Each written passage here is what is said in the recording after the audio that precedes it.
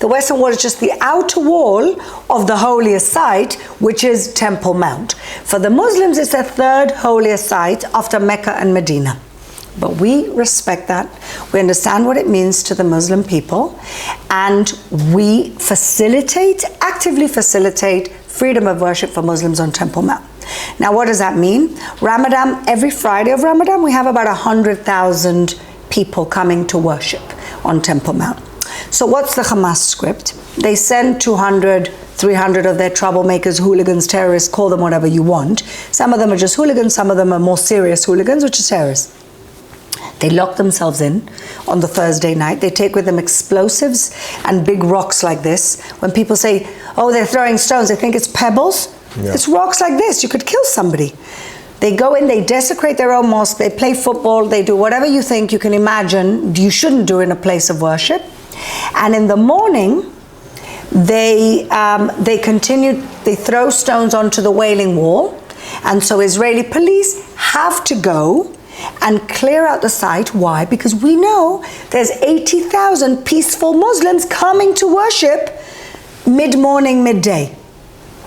We go in, we clear out the 200 hooligans, and then the news and the media goes out by Hamas. Jews or Israeli soldiers are storming Temple Mount. They are going to stop worship on Temple Mount. This is what goes out to the Muslim world. Mm-hmm. The Muslim world is very emotional about Temple Mount, especially on Ramadan. And then Hamas starts throwing rockets. This is what it's been for the last 4 to 5 years.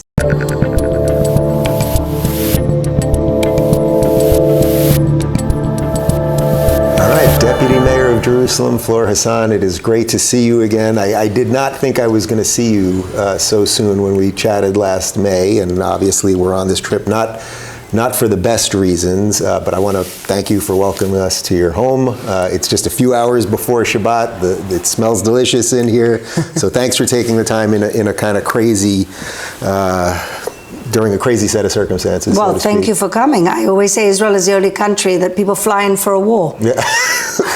Literally. So thank you for flying in to actually see what's going on here. Well, truly, it's been an unbelievably meaningful trip, and we're happy to be here and happy to help however we can.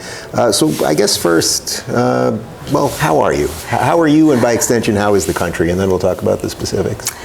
Well, it really depends what hour of the day you ask me, but I think we've gone through the whole gamut of emotions here since October 7th, from shock, disbelief, to depression, to a really lack of our world changed. Our world changed. It was an earthquake for us in every single way, and it's been an emotional roller coaster because there's a really deep sense of trauma in the country right now.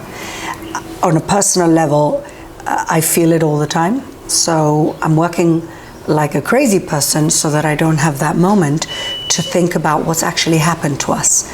Nobody actually believed that in our country, it never happened since the Holocaust, we could have such a brutal massacre. We've had many wars, you know that. But the massacre perpetrated on innocent civilians, from babies to the elderly to the rapes, it's just something that you'd look at Africa and see Boko Haram, you'd see ISIS and what they did, and we were all shocked. We never thought it could happen here. We never thought it would reach our doorstep. We thought, and this is part of the trauma, we thought that our security service had our backs. And I think that part of the process that we're going through emotionally is also that sense of insecurity, that how could it have happened? And so it's been really rough. I don't recall a worse time personally for me in my life and for the entire country together. And that's saying a lot because I moved to Jerusalem 23 years ago in the middle of the second Intifada, when bombs were blowing off in cafes 100 meters from here. And this is still much worse. Yeah, and it's not like Israelis or Jews in general are foreign to trauma. And certainly you guys, between suicide bombings and stabbings and car rammings, this is just the next extension of all of that. But at the same time, what I've noticed this week is the resilience here is unbelievable. I was out till 4 a.m. at a club last night in Tel Aviv. Yeah. And it was like, it was happening and life was going on, and it's really, it's remarkable. Well, Israelis celebrate life. And we did go through 6 weeks, 2 months when the streets were empty. We were in national mourning. We were preparing for war. We started the war. We were scared. And what's amazing in this country, and this is kind of the little point of light for me, because through this trauma, you have to find some light. Otherwise, how do you get up in the morning? And for me, the light is really the resilience of the Israeli people, that not only the civil society that has stepped up in such an incredible way. Do you know that 80% of the country is volunteering right now for the war? Nobody has these numbers. No. Nowhere in the world where 80% of the people are currently volunteering in something, from kids to the elderly. Everybody's involved. And so first of all, you have that social sense of solidarity and cohesion. We're all in this together. And the resilience that this is not going to bring us down. We've had bigger enemies than these clowns. Yeah. You know, we've had the Roman Empire, the Babylonian Empire. We're still here. So this is not going to bring us down. So that really is the feeling to counterbalance the deep sense of loss. So since I mentioned it's just a few hours before Shabbat on a Friday in Jerusalem, right before we started, you looked at your phone and you said something to the effect of, oh, we made it, or something. And what you were talking about was that Ramadan has begun. Yeah. And oddly or perversely, I guess, they seem to attack on Jewish holidays and on Muslim holidays. And you were basically saying, oh, we got through this first Friday Ramadan because so many people come to Jerusalem. Can you just explain that a little bit? Yeah. So let me tell you what the Hamas playbook has been for the last 4 years. Because we've always had a war, a mini war, not like what we're doing now, around Ramadan. But this is the script. 200, 300 hooligans/terrorists go to evening prayers on Temple Mount, which, you know, the reason why we have freedom of worship in this city is because it's under Israeli sovereignty. When the city between 48 and 67 was under Jordanian sovereignty, Jews and Christians couldn't pray in their sites. Yeah. So we have freedom of worship. We sacrifice our own freedom of worship for the sake of not increasing tensions. Jews cannot pray on Temple Mount, even though it's our holiest site. Right. We don't allow Jews. We allow small groups of Jews to go up there, but not to pray there. And people don't really understand that that is the holiest site in Judaism, not the Western Wall. For us, the Western Wall is just the outer wall of the holiest site, which is Temple Mount. For the Muslims, it's the third holiest site after Mecca and Medina. But we respect that. We understand what it means to the Muslim people, and we actively facilitate freedom of worship for Muslims on Temple Mount. Now, what does that mean? Ramadan, every Friday of Ramadan, we have about 100,000 people coming to worship on Temple Mount. So what's the Hamas script? They send 200, 300 of their troublemakers, hooligans, terrorists, call them whatever you want. Some of them are just hooligans, some of them are more serious hooligans, which are terrorists. They lock themselves in on the Thursday night. They take with them explosives and big rocks like this. When people say, oh, they're throwing stones, they think it's pebbles. Yeah. It's rocks like this. You could kill somebody. They go in, they desecrate their own mosque, they play football, they do whatever you think you can imagine you shouldn't do in a place of worship. And in the morning, they throw stones onto the Wailing Wall. And so Israeli police have to go and clear out the site. Why? Because we know there's 80,000 peaceful Muslims coming to worship mid-morning, midday. We go in, we clear out the 200 hooligans, and then the news and the media goes out by Hamas.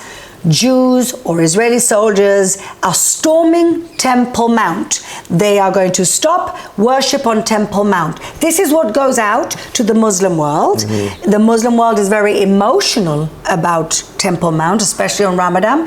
And then Hamas starts throwing rockets. This is what it's been for the last 4 to 5 years. Now this year it's different because we're already in a war. Mm-hmm. I think we've made them incapable, almost, because they're still throwing rockets. We've made them completely incapable of throwing rockets in the same way because we're in the middle of the war. They've already thrown their rockets. Mm-hmm. And we've dismantled many of the sites where they launch their rockets from. So my fear this year, and Hamas called out everybody to go and to start a confrontation with the Israeli security services. For weeks, we debated what we should do about it. We have bolstered security on Temple Mount, and we have stopped certain people, certain troublemakers from actually coming to worship in Temple Mount. And so now I can breathe because it's 4:30. Right, just the idea that it's like clockwork like that, the fact that you saw that and we're like, all right, we're through it for today. And Dave, I would get interviewed, and this year is different in the Jewish calendar because this year we have a leap year, but normally Ramadan and Passover and Easter are falling on the same week, and 2 years ago, Good Friday, Friday Ramadan, and the eve of Passover was on the same day. And the BBC call me up every year, and every year I do the same interview. And I said to the BBC last year, please look up my interview from the year before, because I gave you the playbook and we are still in the same script and you're asking me the same questions. But this is planned, this is curated, this is the excuse to start a war. And of course, every war Hamas launches, their branding is fantastic, the Al-Aqsa War. Right. I mean, when isn't it the Al-Aqsa War? Let's go from the holiest city on earth to a rather unholy place these days, Washington, D.C. Chuck Schumer yesterday gave what I thought was one of the most absolutely disgusting speeches I've ever heard, using his Judaism as a cover to attack Israel, go after Bibi, et cetera, et cetera. What do you make of what he said and the implications for Israel? Well, as a elected official, I'm always very careful to ensure that I don't get involved in anybody's internal matters, because I respect every country's sovereignty, and I would have expected the same thing back. And now you can agree or disagree with Bibi, I can agree or disagree with Biden, but it doesn't mean I'm going to call on the world to depose a democratically elected government. And like I said, actually, I said to Breitbart yesterday that, you know, don't worry about us. We have a very robust democracy. The country will decide who our leaders will be after the war. Now, you could argue we should have an election straight after the war. Some people are arguing we should have an election right now. I don't agree with that. I think we can't change horses midstream. Yeah. But I do believe that after the war, we should have an election. There are people who don't think we should have an election after the war. It doesn't matter. We are a very democratic nation. I always say we're so democratic, we're almost dysfunctional. Right, you guys have elections almost every year anyway. All the time. Yeah. We really don't need Chuck Schumer to tell us who we can or shouldn't elect. Just as I wouldn't tell the American people who they should or shouldn't elect. And I'm very careful about this, even though I have my own personal opinions. But I wouldn't do that because that's just not done. And I feel very bad because, you know what? He had a fantastic voting record on Israel. He voted against the ridiculous, appeasing Iran deal that Obama wanted to get through. And so I just feel bad that he's ruined this record. What do you make of him using his Jewishness as a cover? So, to me, it struck me as like the ultimate play of identity politics, because Jews are privileged, and here he is falling on the sword. Well, I don't know when Jews became privileged. Somebody should send the memo to my family who were kicked out of Spain, and probably your family, who part of them were carted off to the concentration camps. I'm not sure I'm not sure where this Jewish privilege comes from, because everything the Jewish people have achieved has been through blood, sweat, and tears. Nobody helped us. We built it all by ourselves. The American immigrants that came pulled themselves up by their bootstraps and got to where they got to. Nobody gave us anything. And so I'm not sure where this privilege comes from, because everything we've done, we've achieved, and we've worked hard for. I just hate it when they put these people to be kind of the court Jew, the house Jew. Mm-hmm. Why? You know, if you are going to use the Jewish card, use it to make the situation better and not to get involved in another country's politics, in Israel's politics. Like I said, you can think whatever you want. You can even have an opinion, but to call out so directly, I think was out of order, and I dare say he's probably regretting it right now. It seems like he is, and also from what I can tell, at least in Israel, it's barely 24 hours. I mean, it seems like the country's rallying around Bibi now, and a lot of people don't like Bibi. I mean, it's the ultimate irony. If you wanted to get rid of Bibi, he's had the opposite effect. Right, exactly.